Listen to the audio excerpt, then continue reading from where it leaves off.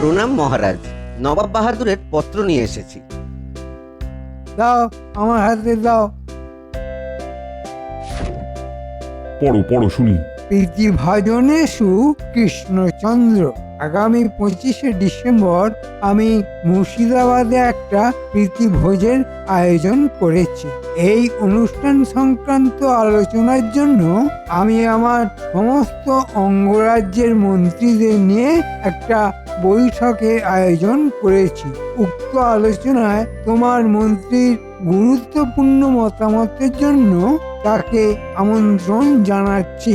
আগামীকাল আমাদের আলোচনা সভায় তোমার মন্ত্রী যেন মুর্শিদাবাদে উপস্থিত থাকে।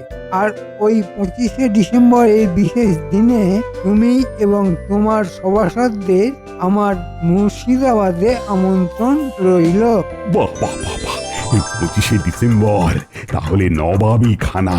দেখেছেন মহারাজ নবাব বাহাদুরের দূরদৃষ্টিটা? দেখুন, উনি আমাকে ওনার আলোচনা সভায় আমন্ত্রণ জানিয়েছেন। খুব ভুল করেছেন। দূত, তুমি নবাব বাহাদুরকে গিয়ে জানিয়ে দাও আমার মন্ত্রী নির্দিষ্ট দিনেই মুর্শিদাবাদ চলে যাবে। প্রণাম মহারাজ। নাও নাও মন্ত্রী, তুমি মুর্শিদাবাদ যাবার তোড়জোড় করো।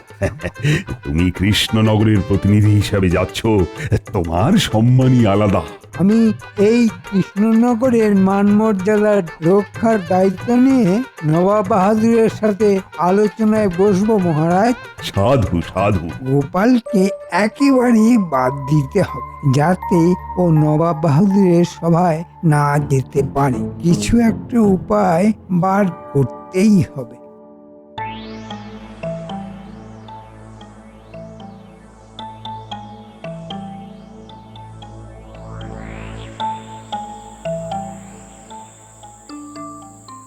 ফাটাবো গোপালের কপাল, মেটাবো মনের ঝাল। একে গুনগুন করে যাচ্ছ। তুমি জানো নবাব বাহাদুর আমার সঙ্গে আলোচনায় বসার জন্য দূত পাঠিয়েছেন। আমি এখান থেকে মহারাজের প্রতিনিধিত্ব করছি।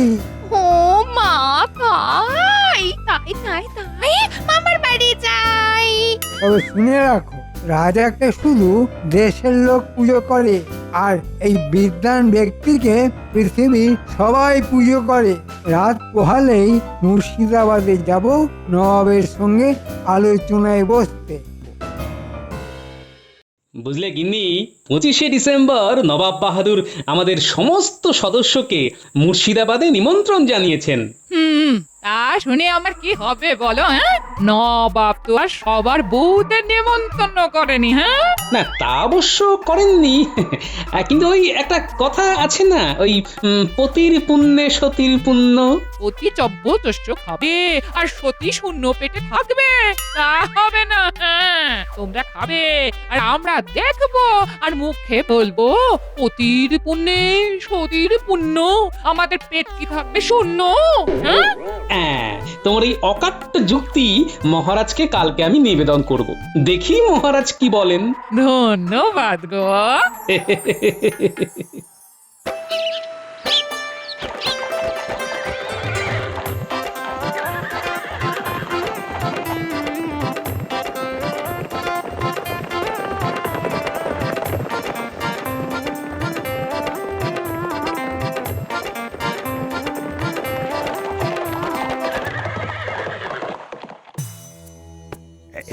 এতক্ষণে নবাব বাহাদুরের সভা নিশ্চয়ই শুরু হয়ে গেছে। মহারাজ, একটা কথা নিবেদন করব। কি কথা? আগে মহারাজ, আমরা সভাসদরা সবাই মনের আনন্দে নবাবী খানা খেতে যাব, আর আমাদের সহধর্মিনীরা পেটে তালা দিয়ে থাকবে মহারাজ। কথাটা তুমি মন্দ বলনি, কিন্তু নবাব বাহাদুর তো আমাদের সভাসদদের বলেছেন। কিন্তু আমরাও তো 25শে ডিসেম্বর আমাদের মতন করে পালন করতে পারি। একদিনে দু জায়গায় কি করে অনুষ্ঠান আয়োজন করা যাবে গোপাল? এটা তুমি কি রকম বোকার মতন কথা বললে না? আরে বাবা, 25শে ডিসেম্বরেই যে অনুষ্ঠানটা করতে হবে তার তো কোনো মানে নেই। 25শে ডিসেম্বর উপলক্ষে আমরা অনুষ্ঠানটা 26শে ডিসেম্বরও করতে পারি। তা পারি, নিশ্চয়ই পারি। এবং এটা নিয়ে আমি আজ রাতেই তোমার রানীমার সঙ্গে কথা বলবো। এই কথার উপর আর কি কথা বলা যায় নবাব বাহাদুর? খুব উত্তম কথা, আমি সহমত জানাই। আমিও সহমত জানাচ্ছি নবাব বাহাদুর। আমারও না নেই নবাব বাহাদুর। তাহলে তোমরা সব একমত তো? আমার ছোট্ট একটি নিবেদন আছে নবাব বাহাদুর। আবার কি হলো তোমার? দেখুন নবাব বাহাদুর, আপনার সভায় সাহেবরা আসবেন, সাহেবদের সঙ্গে আমাদের সকলের পরিচয় করিয়ে দেবেন। এটা খুবই ভালো প্রস্তাব, কিন্তু আমাদের মধ্যে একমাত্র ছানা কেটে দেবে যে গোপাল। কি রকম ছানা কাটবে একটু বলে দাও। দেখুন, এই সবাই আমরা যারা আছি তারা প্রত্যেকেই সুন্দর, সুসভ্য, মার্জিত, ভদ্র মানুষ। আপনার সভা উজ্জ্বল হয়ে উঠবে আমাদের দেখে। তার মাঝে গোপাল যদি আসে তাহলে কিরকম ছানা কেটে যাবে বলুন তো? কৃষ্ণনগরের মন্ত্রী একদম ঠিক কথা বলেছে নবাব বাহাদুর। আর ওর ওই বিদঘুটে ভুঁড়ি দেখে সাহেবরা হাসাহাসি করবে। এটা নবাব বাহাদুরের পক্ষেও খুব মঙ্গলজনক হবে না। হ্যাঁ হ্যাঁ হ্যাঁ হ্যাঁ, হ্যাঁ, ঠিক ঠিক। ওকে নিমন্ত্রণ করাটাই হবে আমাদের ভীষণ বড় ভুল। আমাদের মূল লক্ষ্য সাহেবদের সন্তুষ্ট করা। সেটাকে লক্ষ্য রাখলে গোপালের মতো কদর্য টাকলা মূর্খ একজন মানুষকে না বলাই উচিত নবাব বাহাদুর। সবই তো বুঝলাম উজির, কিন্তু এই কথাটা বলবো কি করে? নবাব বাহাদুর, ওটা আমার ওপর ছেড়ে দিন, আমি পরিষ্কার বলে দেব। নবাব বাহাদুরের নিমন্ত্রণ রক্ষা করতে হলে যাদের ঢেউ খেলানো চুল আছে তারাই একমাত্র নিমন্ত্রণ রক্ষা করতে যাবে। ব্যাস হয়ে গেল। কৃষ্ণনগরের মন্ত্রী বিচক্ষণ, তিনি কি সুন্দরভাবে সমস্যার সমাধান করে দিলেন। হ্যাঁ ও কি আনন্দ যে হচ্ছে, বলে বোঝাতে পারবো না। সবাই একেবারে আমায় ধন্য ধন্য করছে। ঠিক আছে, তোমাদের সকলের যা ইচ্ছে তাই হোক। অবশেষে জিতলাম, কি যে আনন্দ হচ্ছে। এই প্রথমবার গোপালকে একটু প্যাঁচে ফেলতে পেরেছি। বুঝলে রানী, গোপাল আজ সভায় একটা প্রস্তাব রেখেছে আমার কাছে। কি প্রস্তাব মহারাজ? বড়দিনে আমাদের তো নবাব বাহাদুরের কাছে নিমন্ত্রণ আছে, আমরা তো যাবই। তা গোপাল গিন্নি বলেছে তারা কেন নিমন্ত্রিত হবে না। ঠিকই তো বলেছে। আমরা যদি আপনাদের অর্ধেক হই তাহলে তো আমাদেরও বলা উচিত মহারাজ। এটা আপনাদের নবাব বাহাদুরের এক চোখমি। আমি বলেছি যে বড়দিনের উৎসব আমিও করব, তবে দুদিন পরে আমার রাজ্যে। তুমি হবে তার মূল উদ্যোক্তা। ঠিক আছে, খুব ভালো প্রস্তাব। আমার তরফ থেকে প্রত্যেক সভাসদদের বাড়ির গৃহকর্ত্রীদের কাছে নিমন্ত্রণ পত্র চলে যাবে মহারাজ। তার মানে আমার আবেদন মঞ্জুর হলো। হলো।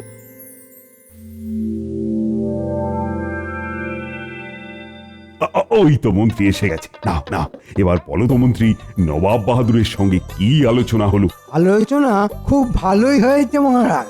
নবাব বাহাদুর আমাদের রাজসভার সব সদস্যদের আমন্ত্রণ জানিয়েছেন বড়দিন উপলক্ষে। কিছু ইংরেজ সাহেবও আসবেন, তাদের সবার সঙ্গে আমাদের পরিচয় করিয়ে দেবেন বলে এই আয়োজন।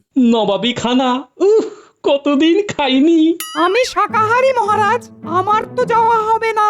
কেক তো ডিম দিয়ে তৈরি হয়, আমি তো আবার ডিম খাই না। এমনিতেই পণ্ডিত আর গোপাল কিন্তু নিমন্ত্রিত নয়। কেন নয়? কেন মহারাজের সভাসদদের মধ্যে কি আমরা পড়ি না? সব জায়গায় একটা সুন্দর অসুন্দরের ব্যাপার আছে তো গোপাল। তোমরা হলে মূর্তিমান অসুন্দর। মন্ত্রী, এ সত্যি নাকি নবাব বাহাদুর, গোপাল, পণ্ডিত এদের কাউকে নিমন্ত্রণ করেননি? না মহারাজ, নবাব বাহাদুরের ইচ্ছা না যে কোনো টাকযুক্ত ব্যক্তি সেই দিন নবাবের সভায় নিমন্ত্রণ পাবে না। খম্বাজ মন্ত্রী, বর্ধমান মন্ত্রী সবাই গোপালের বিরুদ্ধে। এটা কিন্তু ঠিক ভালো লাগলো না মন্ত্রী। আমরা সবাই যাব, গোপাল যাবে না। আরে মন্ত্রী মশাই, আমার কথাটা বাদ দিলেন কিভাবে? আমারও তো চুলের টাক থুরি থুরি, টাকের চুল নেই। আমার টাকটা নজরে পড়েনি না? আমাকে সভাসদ হিসেবে মনে করেন না মন্ত্রী মশাই? এটা ঠিক ভালো লাগলো না মন্ত্রী মশাই। আমরা সবাই যাব, গোপাল যাবে না, এটা ঠিক ভালো দেখায় না। আমার কিছু যায় আসে না। পণ্ডিত শাকাহারি বলে যেতে পারছে না, আর আমি থাকবো না বলে যেতে পারবো না। কেন আপনি আবার কোথায় যাবেন? আমার এক ভক্তের নাতি হয়েছে, তার ভাগ্য গণনার জন্যে আমাকে সেই পশ্চিমে যেতে হবে। আর তাছাড়া আমার তো গোপালের মতো মাথা ভর্তি টাক, সুতরাং নবাবের দরবারে নিয়ম অনুযায়ী যেতে পারবো না। এ নিশ্চয়ই মন্ত্রী মশাইয়ের কারসাজি। মন্ত্রী মশাই আমাকে পছন্দ করেন না, তাই নবাব বাহাদুরকে ভুজিয়ে ভাজিয়ে আমার যাওয়াটা বন্ধ করলেন। ঠিক আছে মন্ত্রী মশাই, আপনি তো আমাকে ভালো করেই চেনেন। আমি যাব, কিভাবে যাব সেটা দেখছি।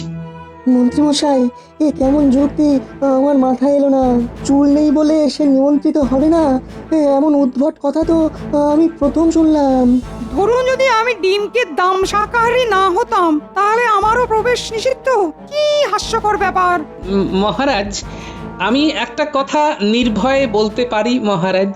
হ্যাঁ হ্যাঁ হ্যাঁ, পারো। আসলে কিছু ভাঁড়কে নবাব বাহাদুর আমন্ত্রণ জানিয়েছিলেন।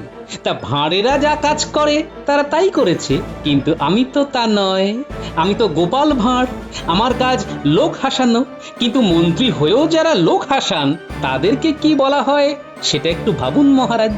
গোপাল, তুমি আমাদের ভাঁড় বললে? তাহলে তুমি কি পেট মোটা, মাথায় চুল নেই, একটা কদর্য কদাকার দেখতে ভাঁড় গোপাল, আবার আমায় ভাঁড় বলে? মহারাজ, মন্ত্রী এই মুহূর্তে আমাকে ব্যক্তিগত আক্রমণ করছেন এবং আপনি শুনছেন। আজ এই মুহূর্তে আমি এই সভা ত্যাগ করলাম। প্রণাম মহারাজ, আমি আজকের মতন আসি।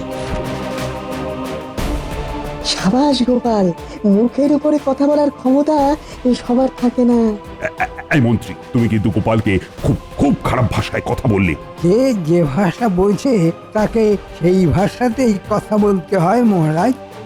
কি যে আনন্দ হচ্ছে, বলে বোঝানো যাবে না। এতদিনে একটা যোগ্য জবাব দিতে পেরেছি, এই জন্য আজকে 3 মুঠো ভাত বেশি খেলাম। এই অপমানটা ঠিক নিতে পারলাম না মন্ত্রী মশাই। একটা কথা গর্বের সঙ্গে বলতে পারি, আমার বুদ্ধির সিকিভাগ বুদ্ধিও আপনার নেই। আমি বড়দিনে নবাব বাহাদুরের আমন্ত্রণে যাব, এবং তারপর যেটা হবে সেটার জন্য আপনি প্রস্তুত থাকবেন মন্ত্রী মশাই। ইট মেরেছেন, এবার পাটকেল খাবার জন্য প্রস্তুত থাকুন। গোপাল আমার বাড়ির সামনে দাঁড়িয়ে কেন? নিশ্চয়ই কিছু বলবে বলেই দাঁড়িয়ে আছে। ওই তো বিজ্ঞানী আসছে। কি গোপাল, কিছু বলবে? বিজ্ঞানী, টাকে চুল গজানোর ব্যাপারে আপনার কোনো আবিষ্কার আছে? না গোপাল, এখনো আমি সেই রকম কিছু আবিষ্কার করতে পারিনি। তাহলে উপায় কি?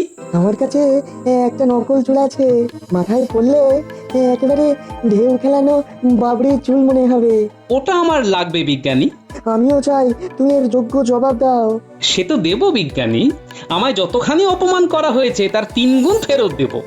আচ্ছা, ঝরে যাবার মতো কোনো তেল আপনার কাছে আছে? সেটা আছে, ওটা মাথায় পড়ার কয়েক দণ্ডের মধ্যেই মাথার চুলগুলো ঝরে যাবে। চিরকালের মতো? না, চিরকালের জন্য নয়, আবার দিন 7 পরে চুল উঠবে। আমি ভেবে ফেলেছি আমার অপমানের জবাব কিভাবে নেব। তোমার অপমান আমারও অপমান গোপাল।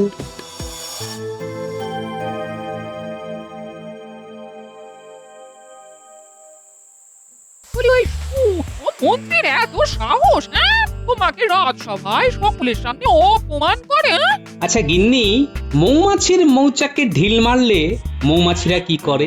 ওই সয় মৌমাছি বেরিয়ে এসে হুল ফোটায়, হ্যাঁ? মন্ত্রী মশাই তেমনি মৌচাকে ঢিল মেরেছেন। বড়দিনে কিরকম হুলটা খাবে সেটা দেখে নিও। আর দেখো তো এখন আমায় কেমন লাগছে। না, তোমার বয়স তো 3 কুড়ি কমে গেল গো, হ্যাঁ? মনে হচ্ছে গিন্নি এটা নকল চুল। না না, একেবারে আসলের মতো। ব্যাস, এটাই হলো আমার নবাব বাহাদুরের নিমন্ত্রণ রক্ষা করার প্রবেশপত্র। এখন তো শীতকাল, এই চুলটা পড়লে মাথায় ঠান্ডা লাগবে কম, বুদ্ধিটা বেশ জমাট থাকবে, বুঝলে গিন্নি? মানে তুমি যাচ্ছ, হ্যাঁ? শুধু যাচ্ছি না, চালাতে যাচ্ছি। এই শিশিটা দেখেছো? এটাই হচ্ছে ব্রহ্মাস্ত্র।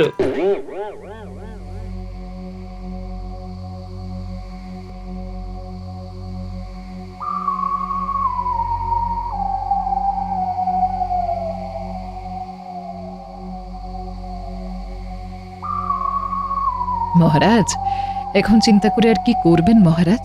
সব কাজ ভেবে করতে হয়। আপনি তখনই আপনার মন্ত্রী মশাইকে বলতে পারতেন যে গোপালকে ওইভাবে অপমান করো না। বিষয়টা এত তাড়াতাড়ি ঘটে গেল যে মাথাতেই কিছু এলো না। আমি আমার নবাব বাহাদুরের বড়দিনের উৎসবে নিমন্ত্রণ রক্ষা করতে যেতে মোটেই ইচ্ছে করছে না, কিন্তু কূটনৈতিক ব্যাপার, না গেলে ওটা আমার কৃষ্ণনগরের জন্য খারাপ হয়ে যাবে। নবাব বাহাদুরের তো রোষানলে পড়ে যাব, নইলে না এই গোপাল ছাড়া আমার মুর্শিদাবাদ যেতে মোটেই ইচ্ছে করছে না। আমার দৃঢ় বিশ্বাস মহারাজ, গোপাল একটা কিছু অঘটন ঘটাবে, দেখবেন। আমিও তাই জানি, গোপাল নিজের বুদ্ধি বলে নবাব বাহাদুরের নিমন্ত্রণ রক্ষা করতে যাবে। আমার বিশ্বাস আছে, আপনি নিশ্চিন্ত থাকুন। নবাব বাহাদুরের সভায় গোপালকে আপনি দেখতে পাচ্ছেন, এটা আমার মন বলছে।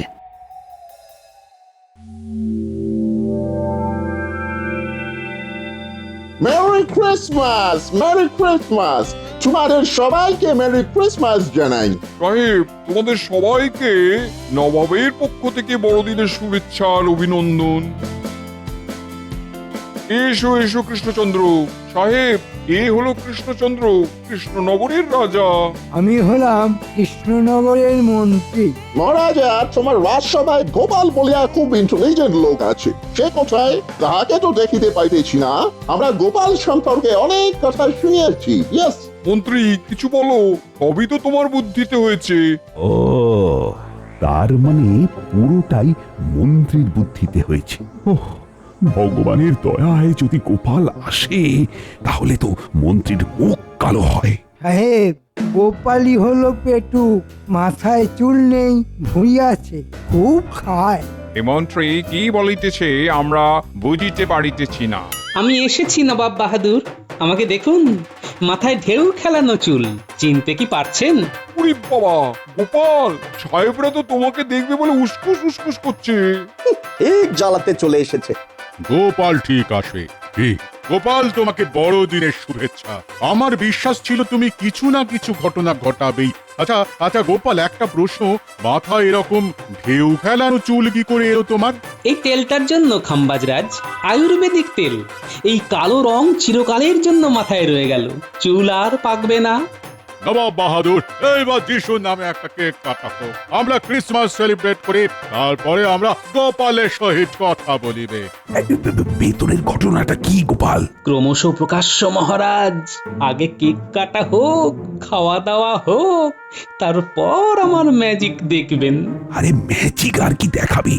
তোমার মাথায় তো চুল নেই, এটাই তো একটা বড় ম্যাজিক। গোপালের সাথে ঝগড়াঝাটি আমি মিটিয়ে ফেলি, ওর সঙ্গে একটু মোলায়েম ব্যবহার করি। ওই তেলটা আমার দরকার। গোপাল, আমি না খুব খুশি হয়েছি। তা তো বুঝতেই পারছি মন্ত্রী মশাই, খুশিতে আপনার মুখটা কেমন ওই আমশির মতো চুপসে গেল, সে সব দেখছি। তোমার সঙ্গে একটু কথা আছে গোপাল। আপনার সঙ্গে কিছু কথা আছে মন্ত্রী মশাই, কেক কাটা হোক, খাওয়া দাওয়া হোক, তারপর জমিয়ে আড্ডা হবে, কেমন? আমার মাথার চুলগুলো পাক ধরেছে। গোপালের ওই তেলটা যদি পাওয়া যেত। আচ্ছা গোপাল, তুমি ওই তেলটা পেলে কি করে? সে এক কাহিনী উজির, এটা আমায় ওই শান্তা দাদু দিয়েছে। Santa Claus? হ্যাঁ সাহেব, আমার চুল নেই বলে বড় দুঃখ। শুনেছিলাম বড়দিনের আগে রাত্রে বেলা শান্তা দাদু থলি কাঁধে ঘোরাঘুরি করে, আর অভাবী মানুষের অভাব মেটায়। মন্ত্রী মশাই যখন বললেন নবাব বাহাদুর চুল ছাড়া ঢুকতে দেবেন না, তখন বড় কষ্ট হলো। মনে মনে শান্তা দাদুকে জানালাম, আমার মাথায় কুচকুচে চুল দাও। কাঁদতে কাঁদতে শুয়ে পড়েছি। তারপর কখন ঘুমিয়ে পড়েছি, ঘুম ভাঙলো একটা আলোর মধ্যে। দেখি মাথার কাছে এই শিশি, আর এই কাগজে লেখা আছে ইংরেজিতে হেয়ার অয়েল। আমি তো মূর্খ মানুষ, খুব ছোটবেলায় হেয়ার মানে শুনেছিলাম চুল, অয়েলটা শুনেছি বড় হয়ে। মিলিয়ে দিলাম দুটোকে, চুলের তেল। তারপর শান্তা দাদুর জিনিস কি খারাপ হতে পারে? No, never. ভগবানের নাম করে নিলাম মেখে, তারপর ঠিক 5 মিনিট ঠিক এই রকম চুল। আমার গিন্নি তো ভয় পেয়ে গেল, তাকে বোঝালাম এটা শান্তা দাদুর দেওয়া। Wow, amazing. গিন্নিও মাথায় মেখে নিল, সাথে সাথে চুল কি চকচক করে উঠলো। গোপাল, ওই তেল ওই তেল আমায় দাও বলছি, দাও। ভাই গোপাল, তুমি আমাকে দাও। গোপাল, ওরা দুজন কিন্তু ওই তোমার বিপক্ষে কথা বলেছে। আর আপনি কি সপক্ষে কথা বলছিলেন? এটা গোপালের একটা গল্প, গল্পটার মধ্যে কিছু মজা আছে, আর আমার কর্তব্যমন্ত্রী সেটাই বিশ্বাস করেছে। দেখি এবার মন্ত্রীর ভাগ্যে কি আছে। গোপাল, গোপাল, আমার খুব ভুল হয়ে গেছে গোপাল। তোমার ওই চুলের তেলটা আমার দরকার। আমার মাথায় পাক ধরেছে, মানে আমার মাথার চুলে পাক ধরেছে। আমারও ওই মাথার পাগড়ি খুললে অনেক পাকা চুল দেখতে পাবে। এই শিশিতে তিনজনের মতোই আছে, আপনারা তিনজন ভাগাভাগি করে মেখে নিন। দাও।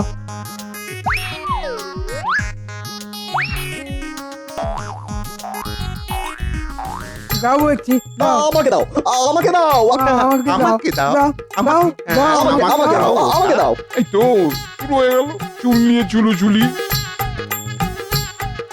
এবার আসল মজা। এ কি দেখি গোপাল, মন্ত্রী তোমার চুল কোথায় গেল? মাথা ভর্তি টাক। এটাই হলো গোপালের বুদ্ধি। আমাদের 3 রাজার মন্ত্রীগুলো হলো গর্ধ, তারা গোপালের ফাঁদে পড়লো আর মাথার চুল হারালো। চুল থেকে হলো টাক।